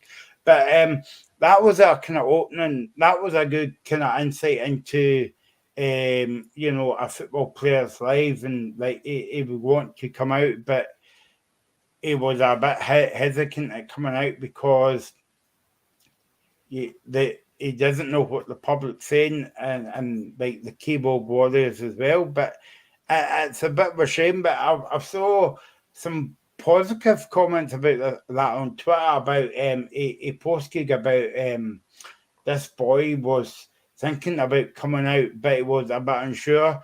But he was watching a kind of like documentary, and it helped him to come to terms with it, and to tell his mum and dad and this kind of like family.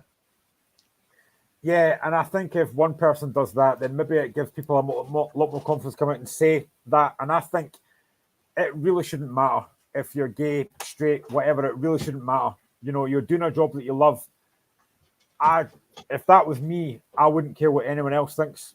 It's all about how I feel, and I think it's great that Xander Murray's done that. I really do. And it does give more folk a platform that if they see one person doing it, then they think, do you know what? Maybe I can say that. And I've got no doubt that the guys in the dressing room will back him 100%. And I don't think it should matter what you are. You know, if you're happy in your life and if you're contented, then it shouldn't matter if you're gay or straight. You know, you're out there to do a job that you love. And I have nothing but respect for Xander Murray for coming out and doing what he's done. And hopefully now it will give the folk more confidence to do that. I know that a few weeks ago as well, there was a referee that did the same thing because I watched him actually came out on one of the shows that I watched. And he's, you know, said that he's openly gay as well. And again, it's great. And what I liked about him is the fact that he did say that he obviously doesn't want folk to harass him because of his sexuality. But if folk want to criticise him for a decision he's made on the pitch, then fine. And that's the way it should be. You shouldn't be picking on somebody because of their nationality, their race, their gender. That shouldn't matter. You know, it's ridiculous. It's 2023. Folks should be allowed to live and let live, do whatever they want. But unfortunately, you are going to get these guys that hide behind keyboards and say, "Oh, I'm going to type this." All they're trying to do is get clickbait, and I don't agree with that. And these folk should be shut down straight away. And there are decent folk on Twitter that will kind of say, "No, that's bang out of order." But unfortunately, as I say, as you've mentioned there, keyboard warriors that sit behind a keyboard and want to slag folk off for doing something they love doing that they probably couldn't do in their life. And it's sad. It's a sad state of affairs, unfortunately. And they wouldn't say that to your face, but they would be quite happy to say that to you over a keyboard as well. But that ref that you were talking about, I can't remember his name. He was also on that. His name's Craig Napier. He was also in that documentary as well. And what I like about that documentary was, Graham, that he presented it as well. So that made it more powerful because there's nothing worse than a kind of like reporter reporting on reporting on a kind of documentary that's not affecting them, but it's interviewing somebody. But when the person has, you know, if a person in this case is coming out as gay, it's more powerful than that he should present it and interview, because he went to Greg Napier's house and stuff like that. So he was presenting as well, and that's very kind of like powerful to see as well. I wish there was more documentaries like that on TV. Yeah, definitely. And if Craig Napier and Xander Murray can come out and do that, then hopefully more folk will do exactly the same thing. Because I'm sure there are probably people out there that think, do you know what, I am gay, but I'm scared to say anything. And now they know, do you know what, it's fine. You can come out and say it. And people aren't going to, obviously, apart from the keyboard warriors, folk aren't going to criticise you for it. I think it's great. And as you said, the fact that Craig Napier was hosting the thing was great, because it's through his eyes and through his words.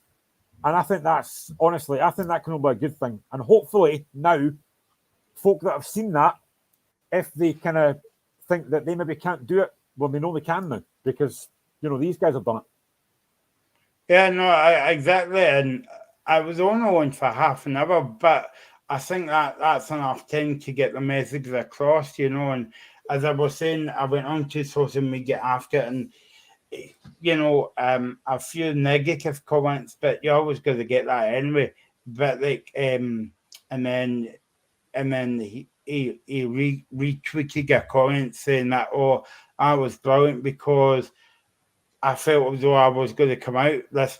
I think he was 16, this boy, or whatever, and he was saying, "I wasn't sure whether I could come out, but now I'm certain to tell my parents and all that, because you've kind of helped me to kind of like inspire me to like come out and stuff like that, and I'm not ashamed of it." So that, you know, if at least it helps one person, you know. You know, that's the thing as well. You know, you use that word and you're right, but I don't think you should feel ashamed of who you are. You know, if you're gay, transgender, lesbian, whatever you are, it shouldn't matter. You shouldn't feel shamed that fishy for it, because, you know, that's just who you are. So I don't think shamed at all.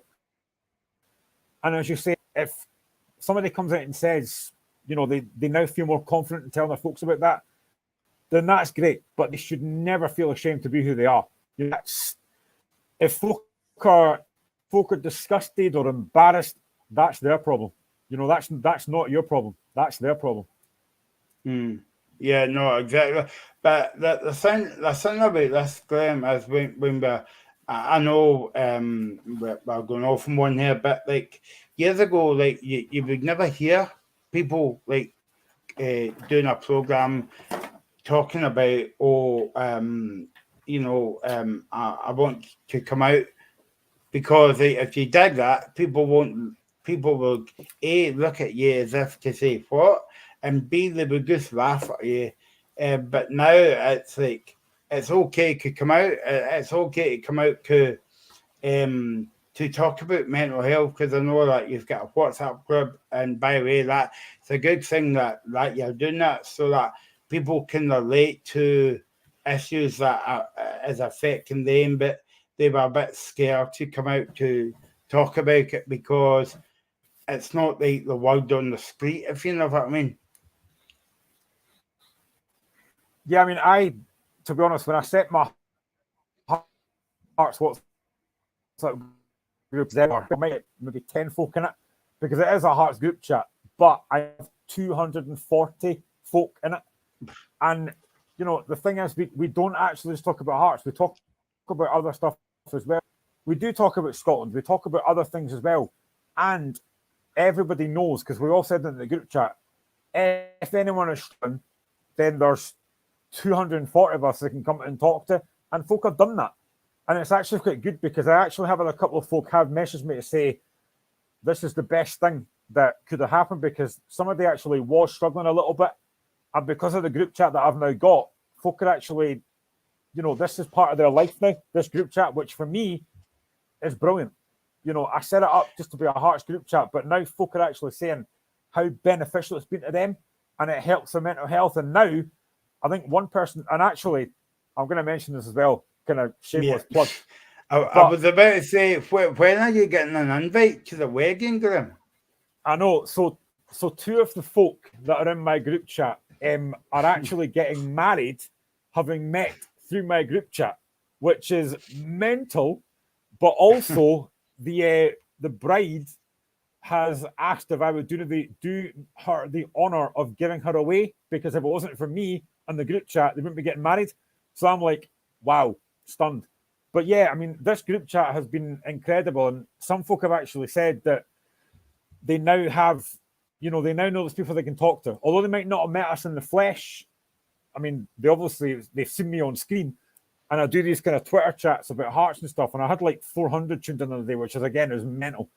But it's great knowing that these people that I don't know personally live in the group chat, because they know that if somebody's struggling with anything, they've got folk in the chat they can talk to, which is brilliant. I mean, honestly, it has been a massive, massive success, which I didn't really expect when I set it up, but it's been a huge success.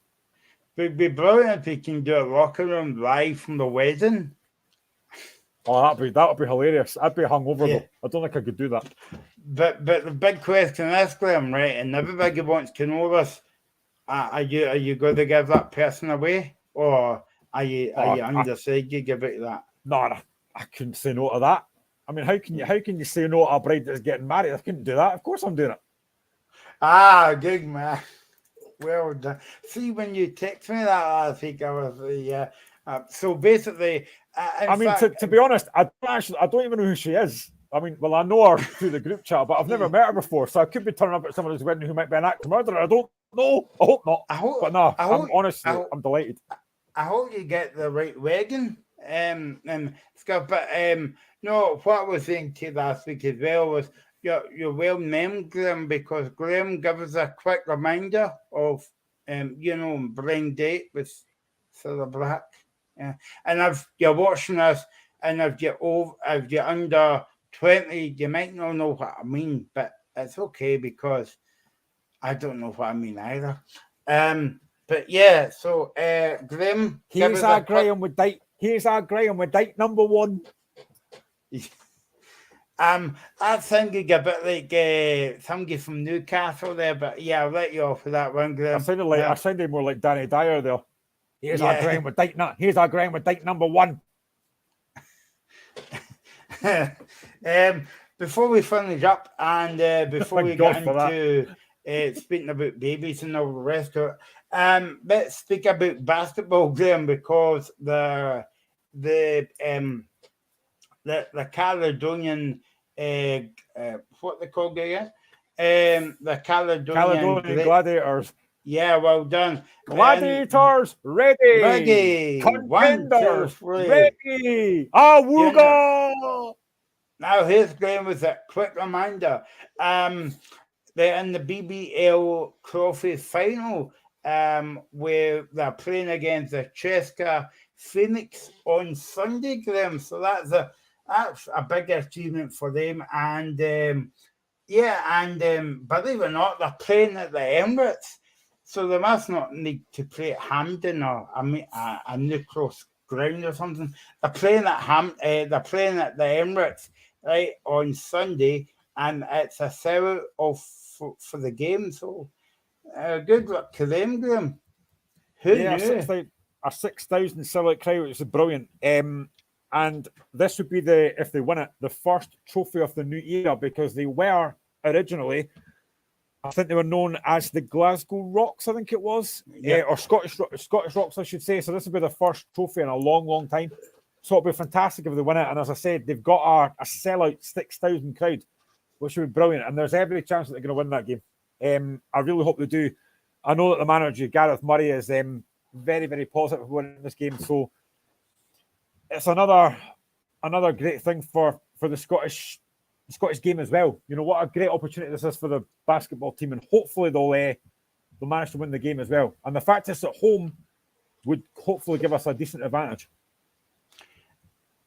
I think that game, a final being at your home ground, they must not have like a neutral equivalent of Hampden Park for basketball. But I suppose Scotland hardly gets there anyway. But so it's a big weekend for Scottish sport, Graham, and all that. And you know something, just quickly, I've never been to the Emirates, but it looks amazing. I've never been either. Yeah, we'll go after the wedding, right? And all that. Yeah, I'll be your partner at the wedding. I hope they've got chocolate cake. If they've got Milky Bars, I'm definitely coming. But anyway, that's Milky Bars, they're on me. Yeah, but in fact, he was Graham as well, wasn't he, in that advert? The Milky Bar kid is strong and tough. No, I can't do that. Maybe not tough, Graham. I'm so aged. Maybe. Yeah, exactly. So me as well. The big basket coming up for me this year, 20 again. So big game. I feel like it. Skanky got a bit baldy now, but there you go. No, I think baldy. You could get a hair transplant. You could get one of those hair transplants. Yeah, I'll phone up Scott Brown. Yeah, it was weird to see him the other day with hair, as well. But I think he's actually doing well down the road. It's quite funny because one of my close mates, him and some of his pals, they've got this thing that they actually do go to. This was even before Scott Brown got the job, but they actually go down to Fleetwood and they watch the Fleetwood games. And my mate is a massive Jambo. So imagine a stick that he gives Scott Brown on the touchline. I've often wondered that, like, when players move to like the Old Firm, when they used to give them stick. I'm thinking about Stephen Presley, Gary Caldwell, even Lee Griffiths, Scott Brown as well. You know, it's quite weird. And just quickly before we finish off, them, I would love to do a show one night about when you watch football games, when they play a song before the teams come out, it's got nothing to do with the team whatsoever. Like Arsenal plays a song with oh God, now I can't remember his name. But it's got nothing to do with Arsenal, and I'm thinking, well, you know. But anyway, sorry, I'm going off on one again. Not like me, I've only done it about twice tonight. Okay, so remember, be here after the Scotland game at 4 o'clock. Join me, Graham, and we'll be joined by a special guest tomorrow on the show. Hopefully live from Hampden if it goes well. And we won't be back on Sunday because day off on Sunday, no games this weekend. So join us tomorrow at between 4 and 5. Thanks for watching. Thanks for all your comments. We'll do it again tomorrow after the Scotland game. And come on, Scotland! Cheerio.